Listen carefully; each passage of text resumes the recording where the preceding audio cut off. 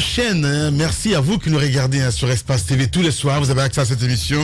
Mesdames et messieurs, voilà, quelques problèmes techniques ce matin, raison pour laquelle vous n'avez pas accès à l'émission. C'est peut-être, il faut le dire, une coutume chez l'homme de faire tâche à chaque sortie internationale. Cette fois-ci, dans Jeune Afrique, dans une télé-interview, le président Condé, comme il fallait s'y attendre évidemment, n'a pas manqué de tenser l'opposition guinéenne et le FNDC, et qu'il taxe de nourrir une mentalité de putschiste et dénonce donc une démarche insurrectionnelle de prise de pouvoir par la force entre le scrutin du 22 mars qu'il défend bec et ongle et ses regrets évidemment face donc à l'attitude de la communauté internationale. Le chef de l'État veut compter sur l'histoire pour juger de sa démarche.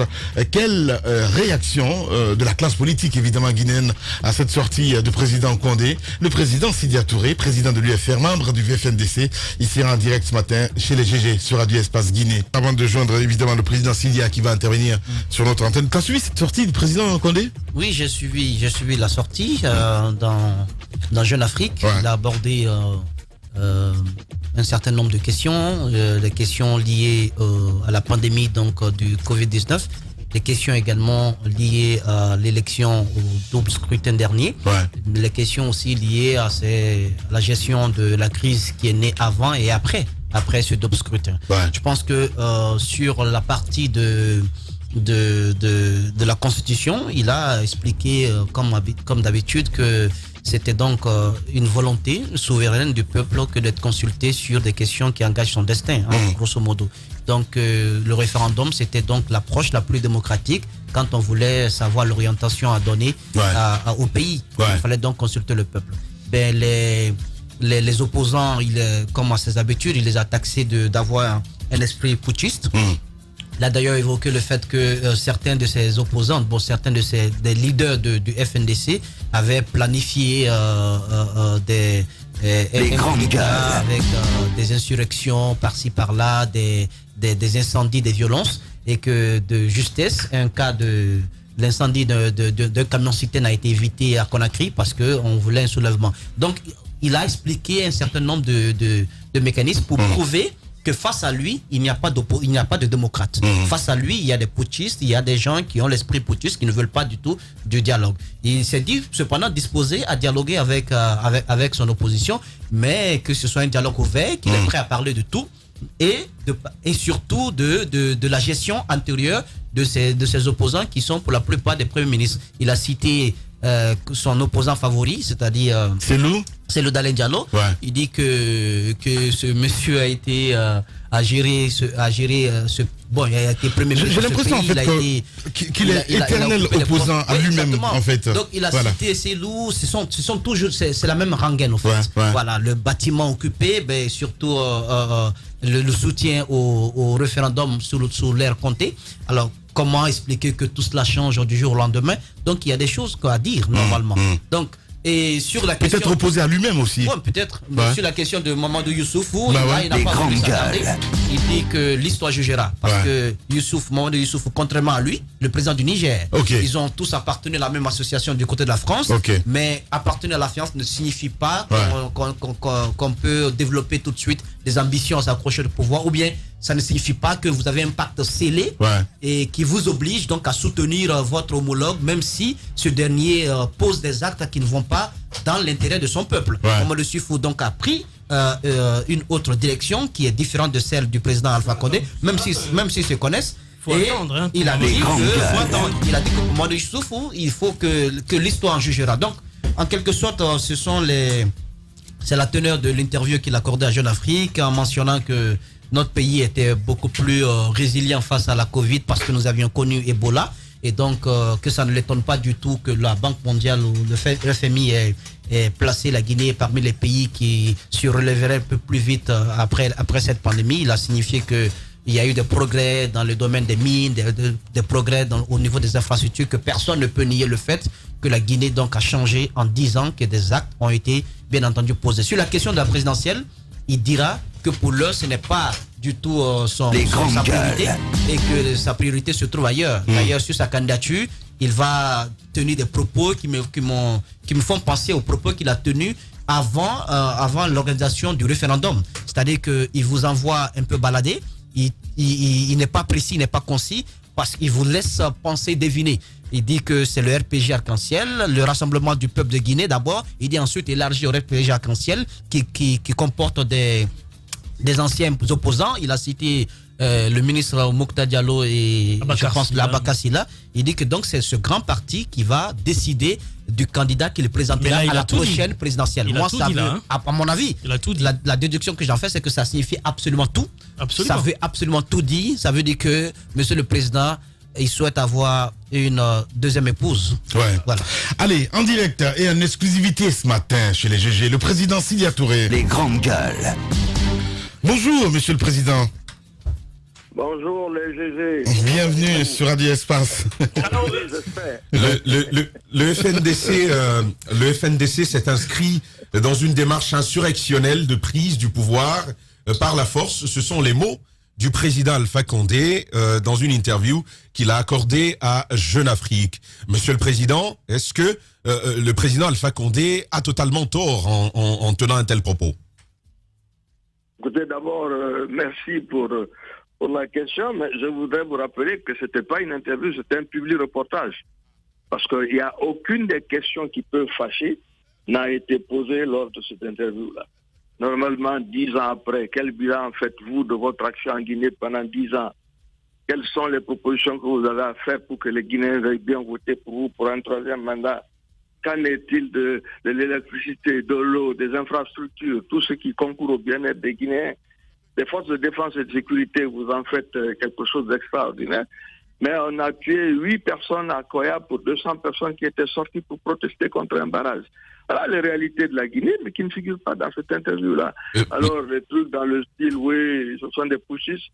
On peut dire ces choses-là aux jeunes gens qui se souviennent on a posé les questions qui fâchent, Monsieur le Président. Les questions qui fâchent, c'est à l'évidence la question de la Constitution, de sa volonté de se maintenir ou pas au pouvoir. C'est le scrutin du 22 mars. Ces questions ont été posées. Le retrait de la communauté internationale, donc de son soutien au professeur Alpha Condé. Tout cela a été posé. Sa réponse, on va bien sûr revenir à cela. Est-ce que le président de la République a totalement tort de dire que vous étiez dans une démarche insurrectionnelle de prise de pouvoir par la force? Monsieur le Président, vous pensez que parce que les gens ont manifesté, ils vont prendre le pouvoir? Nous étions dans une manifestation contre le référendum. C'est pas la première fois qu'on le fait ici. Alpha et nous-mêmes, nous avons fait ça plusieurs fois. Oui, mais Monsieur le Président, sans oublier que certains membres du FNDC étaient passés dans les médias et ils avaient dit leur volonté de chasser le président de la République au palais. C'était des discours qui étaient entendus ici. Moi, je vous dis ce qui s'est passé. Maintenant, les opinions des uns et des autres. Oui, pas une manifestation de rue. Oui, mais ce ne sont pas des opinions. Oui, mais juste cette parenthèse, parce que le président de la République lui-même avait souligné cet aspect dans ce public reportage. Oui, ce que je vous dis, à aucun moment il a été question d'aller prendre le pouvoir. L'armée est là, les forces de défense sont là. C'est une manifestation contre ce qui était en train de se faire, à savoir un troisième mandat, alors que la Constitution de 2010 ne le permettait pas. Ouais.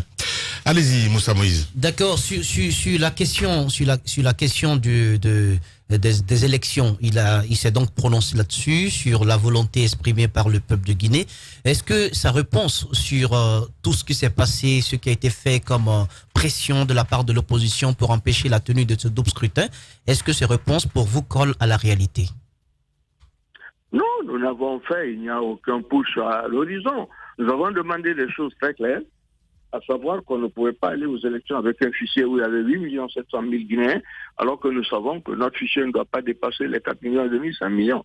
Et une fois que tout le monde a parlé de cela et qu'ils ont décidé d'enlever 2 400 000, nous avons voulu réintégrer le système. On dit non.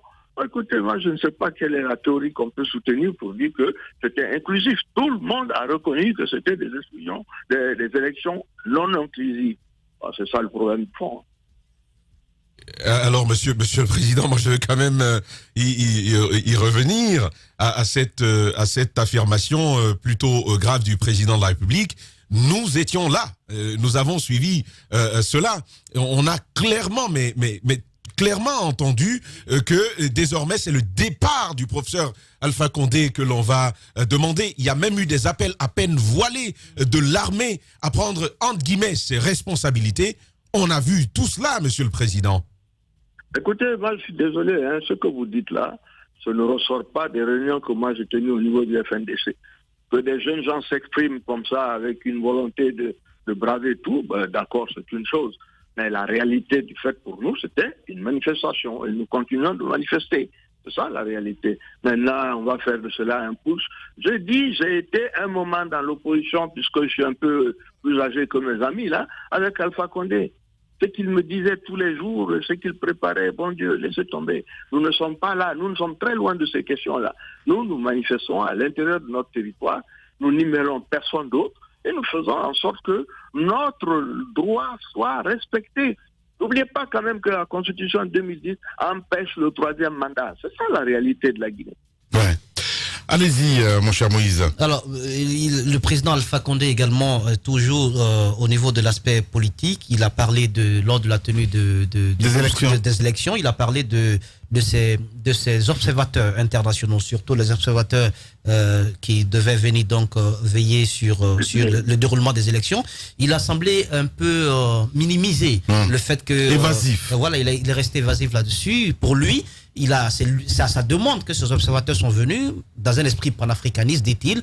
Il a donc demandé que ces observateurs, surtout africains, viennent pour se rendre compte que les élections se passeront dans des conditions transparentes. Qui n'a donc pas compris par quel mécanisme, pour quelles raisons ces observateurs ont été rappelés sans même qu'ils n'en soient informés hors du pays. Quelle analyse vous faites de ce point de la réponse? Mais qu'il y a un décalage avec ce qui se passe autour de nous. L'Union africaine ainsi que la CEDEAO ont clairement signifié qu'ils n'étaient pas d'accord qu'on ait des élections qui ne sont pas incluses. L'Union européenne a dit exactement la même chose. Les Nations unies, l'ambassade, le département d'État américain, la France et tout ça. Qu'est-ce que vous voulez que je vous dise de plus? C'est pas sa volonté. Quand on fait des élections, on demande à ce que les gens viennent observer comment votre démocratie est en train de progresser. Si vous faites quelque chose, comme l'a dit la dame de l'OIF, disons qui est contraire aux normes habituelles, c'est normal que les gens ne soient pas d'accord avec vous. Donc ce qu'on a fait, c'est pas des élections parce que c'est reconnu par personne. Voilà. Non. Alors comment lisez-vous ce pan de son propos à l'endroit de Mahamadou Issoufou, qu'il a eu toujours le plaisir de nommer son petit frère. Il en était d'ailleurs par moment le conseiller politique. On lui pose la question de savoir ce qu'il en voulait à Mahamadou Issoufou pour les positions qu'il a prises dernièrement. La réponse du président de la République, comment la lisez-vous? L'histoire jugera. Oh ben, écoutez, ça veut dire que je ne peux pas répondre à la question. Je veux dire quelque chose qui vous renvoie au calame grec. La réalité, c'est quoi? Puisque je connais tout le monde là. Mahama considérait Alpha comme un modèle pendant l'opposition. Il pensait que c'était leur grand et que c'est quelqu'un qui a des idées extraordinaires pour l'Afrique. Et il s'est aperçu après qu'il avait affaire à quelqu'un qui voulait rester au pouvoir. Il a changé son langage pour l'adapter à la situation en tant que président de la CEDEAO, pour réaffirmer les principes fondateurs de ces organisations, à savoir la démocratie pour le développement. Si vous n'êtes pas dans ce chemin, même si vous êtes mon grand frère, je suis obligé de vous dire que ce n'est pas la voie à suivre. Maintenant, bon, la réponse, ça, c'est à lui de savoir qu'est-ce qu'il veut dire, l'histoire. Il n'y a pas d'histoire. Oui, mais en même temps, est-ce que vous comprenez que Mahamadou Issoufou, sur plusieurs années, sur tout le long d'ailleurs de son premier mandat, il a maintenu son principal opposant en prison. Le leader du Modène F.A. Lumana a été maintenu en prison durant tout son premier mandat. Changement... Non.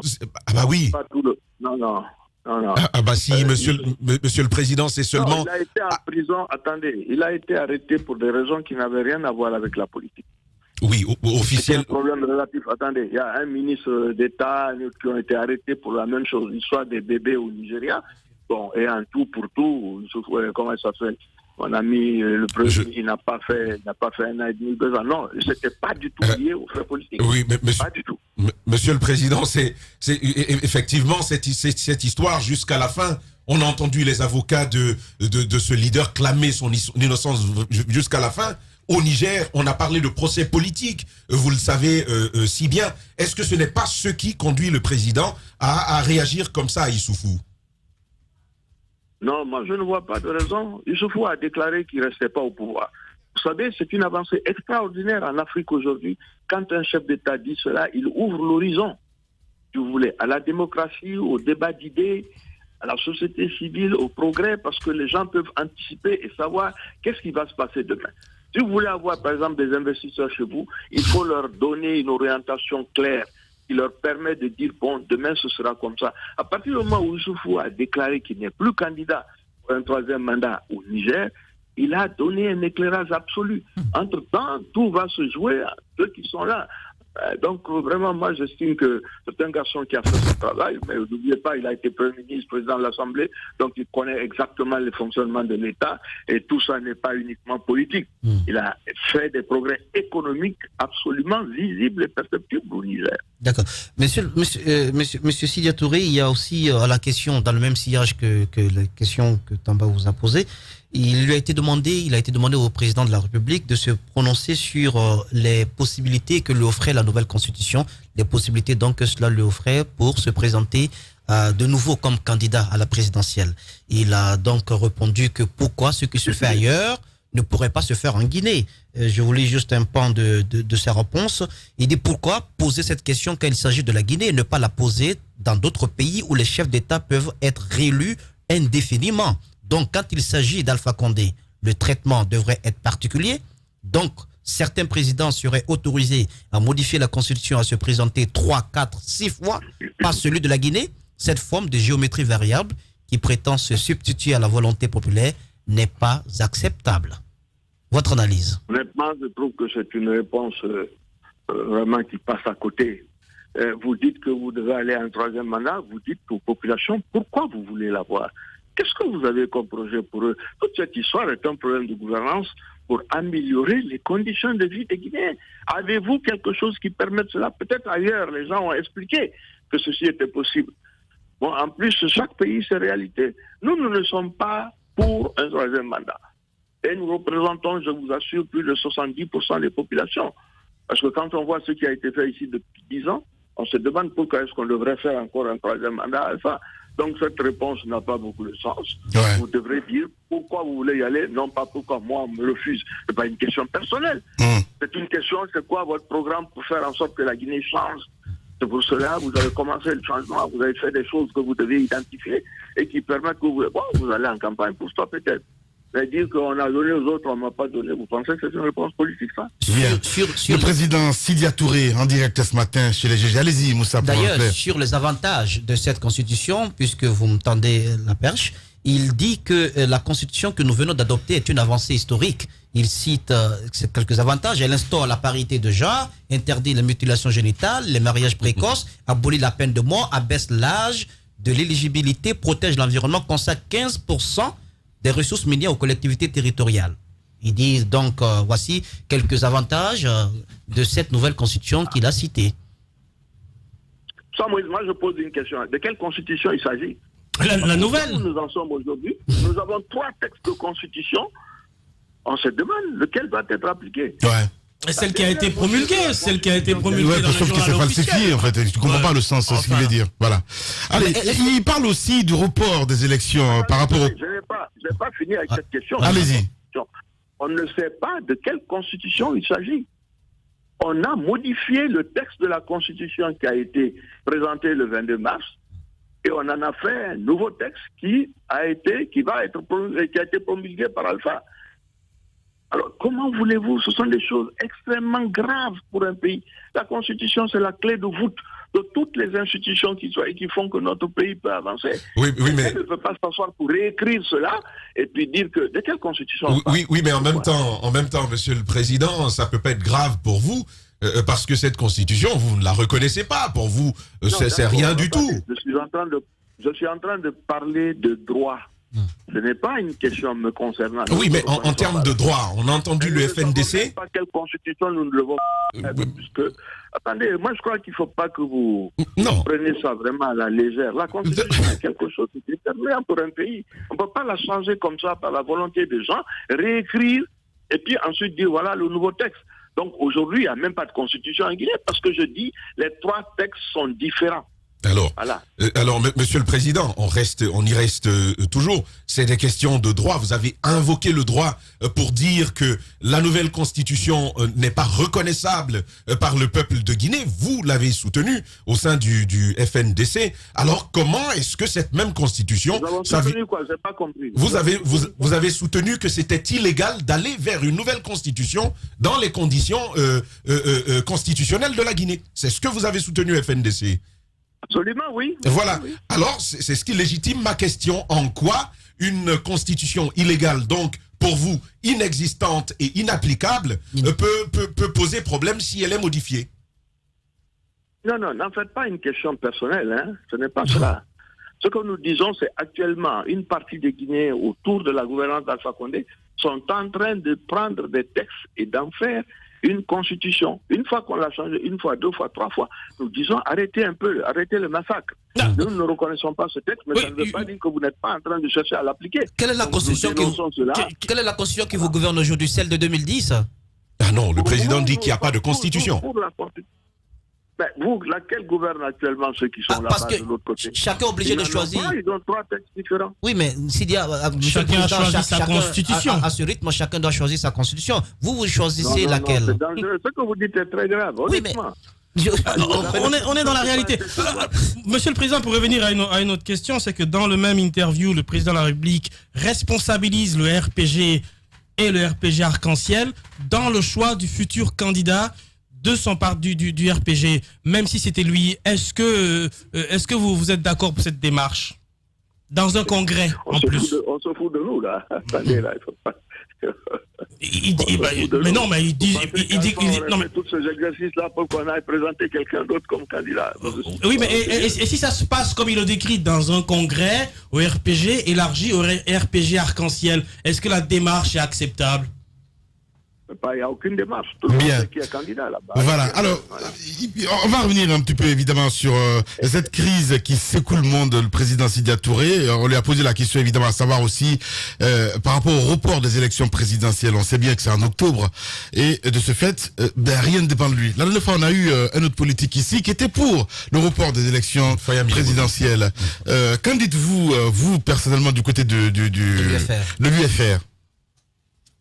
Non, nous avons une position qui est la position du FNDC. Nous ne pensons pas que les élections doivent être reportées. Il y aura des élections en 2020, en octobre. Mais pour nous, c'est sans Alpha Condé. Bien. La vérité de Sidya Touré ce matin. Allez-y, Moussa. Il ne ferme pas complètement les portes à un dialogue. Est-ce que vous êtes disposé, dans quelles conditions, à dialoguer avec le président Alpha Condé? C'est remettre tout cela à zéro. C'est-à-dire, pas eu de constitution nouvelle, pas eu de, je ne sais quoi, élection législative. C'est de ça qu'il s'agit. Notre condition d'un dialogue, c'est la remise à plat de tout cela. Le nouveau Parlement commence déjà à poser des actes. Honorable Amadou Damaro Camara ne s'est pas fait prier. Il prend déjà des contacts avec des chancelleries. Est-ce que cela vous fait craindre quelque chose sur la scène politique, des modifications de textes et autres qui ne seraient pas peut-être à l'avantage de l'opposition guinéenne? Non, on sait ce qui se trame là-bas. En fait, on voudrait avoir l'opposition qu'on veut à ses pieds. On va désigner des gens, on va désigner comme étant des opposants et laisser ceux qui représentent la grande partie de la population et qui ne sont pas d'accord avec les projets d'Alpha. Donc, j'estime que oui, ils font des démarches, oui. La Guinée s'en va vers une situation totale de blocage dans la mesure où, quoi qu'on dise, le FNDC représente plus de 70% de sa population. Voilà. Selon vous, pourquoi à chaque fois, lorsqu'on parle de ses opposants, le président Alpha Condé aime vous accabler sur vos différentes gestions antérieures? Est-ce que cela vous fait craindre quelque chose et qu'il ait des révélations en fait, des documents peut-être compromettants sur vos différentes gestions? Parce qu'il a quand même parlé du cas de LHC Lodalen Diallo dans son interview. Écoutez, moi j'ai été Premier ministre ici pendant près de 3 ans. J'aimerais bien que quelqu'un sorte un dossier là-bas et me le montre. Avant, ils étaient accrochés au dossier Tombeau 4. On avait dépensé 42 millions pour donner de l'électricité partout, autour de Conakry et à Conakry 24 heures sur 24. Ouais. Allez, on a perdu, on va essayer de le rappeler, évidemment, Mohamed Diaby, le président Sidya Touré, qui s'exprime chez nous ce matin, chez les GG. Vie d'autres pans d'ailleurs, qu'on n'a pas évoqué, peut-être que nous allons avoir dans un instant. On a parlé du FMI aussi, mon cher Tamba. Oui, du FMI, mais bien avant d'ailleurs, dès l'entame de cette interview-là, le président de Sidya Touré en parle comme d'un public reportage. Jeune Afrique toujours pointé du doigt comme ce média qui vend du service de communication. Alors, pour revenir rapidement à cette interview, ça commence avec la question de la gestion de l'épidémie du Covid-19. Le président de la République vante l'expérience sur Ebola et d'ailleurs présente son pays comme un État qui a suffisamment capitalisé sur cette expérience, mais aussi sur une projection du Fonds monétaire international sur, bien sûr, la croissance maintenue à un certain niveau de l'État guinéen. Voilà, on parle de la... Je dois vous dire qu'on a été coupé un petit peu, donc on m'a remis le téléphone en bas. Je sais pas, vous pouvez recommencer la question, s'il vous plaît? La question porte donc sur ce rapport du Fonds monétaire international qui estime donc que si la pandémie du coronavirus s'arrête avant la fin de 2020, la Guinée fera partie des 5 pays du continent qui résisteront le mieux en 2021 avec un taux de croissance de 5,6%. Cela donc a donc rassuré le président Alpha Condé qui a cité les progrès qui ont été réalisés depuis qu'il est porté donc à la magistrature suprême du pays. Il dit que personne ne peut nier le fait que la Guinée a fait des progrès en 10 ans. Justement, avec des pourcentages et des chiffres. Vous donnez des secteurs dans lesquels vous avez avancé. Justement, parce que si on lit un petit peu, oui. Il a cité les mines. Les mines. Non, attendez, les mines, on va y arriver tout de suite, on va en parler. Moi, je parle des besoins de base des populations. Nous, on ne mange pas de vos frites. Je parle des routes, je parle des hôpitaux, je parle des... Non. Allez-y. Pardon? Allez-y. De l'eau, de l'électricité, voilà les besoins primaires des populations. Donner, j'avais vu là-bas, parce que j'ai lu le texte hier, oui, qu'il y avait 10 millions de tonnes, non, il y en avait 20 millions avant. On en a fait 40-50 millions. La résilience, dans ce cas-là, c'est simplement la capacité de l'économie d'un pays à résister au choc extérieur. Le choc extérieur, en ce qui concerne la Guinée, c'est que nous avons un secteur qui est la bauxite, qui aujourd'hui prédomine surtout. Et les investissements sont très forts dans ce secteur-là, mais le résultat de ces investissements sur la modification des conditions de vie de nos populations sont nuls. Personne ne peut dire que depuis qu'Alpha est venu, on a passé de 20 millions de tonnes à 100 millions de tonnes. Qu'est-ce que ça nous a apporté? Montrez-nous les hôpitaux, montrez-nous les routes, montrez-nous les chemins de fer, montrez-nous l'électricité. Il mentionne tout de même que... C'est un secteur de consommation d'investissement et qui garde un taux nominal que le fonds a cité, mais en ce qui concerne les populations guinéennes, pour nous, c'est la même chose. Il mentionne que toutes les sous-préfectures du pays sont dotées quand même de centres hospitaliers modernes. Camarade, toi aussi tu es en Guinée ici, prends ta voiture, va dans ta préfecture d'abord avant de parler de la sous-préfecture. Les grandes gueules. Oui. On faisait passer la photo de l'hôpital de Sigiri. Va voir un peu ce que c'est. Mais quand il a pris le pouvoir, monsieur le président de l'UFA, il dit que c'est à la petite cuillère qu'il a ramassé l'économie du pays qui était complètement en lambeaux. Il a parlé de la capacité d'exportation. Donnez-nous les chiffres, c'est quoi? Qu'est-ce qui était en lambeaux ici? Nous avions des routes que Conté nous avait laissées. On avait un minimum de courant qu'on nous avait laissé. Tout ça, on l'a perdu. Le courant. En 2010, monsieur le président. Pas le courant, monsieur le président, pas le courant. Il parle du taux d'inflation qui était... Les grandes gueules. Il y a plus de courant maintenant qu'avant. Ah bon? Oui, non, mais quand même, mais non. Non, mais oui, quand même. Nous vivons tous en Guinée. On peut dire. Il y a plus de courant maintenant qu'avant. On peut dire. Roby, s'il te plaît. S'il te plaît, Roby. Pardon? Ça ne justifie pas 3 milliards de dollars. Je suis d'accord avec les chiffres. Je suis d'accord.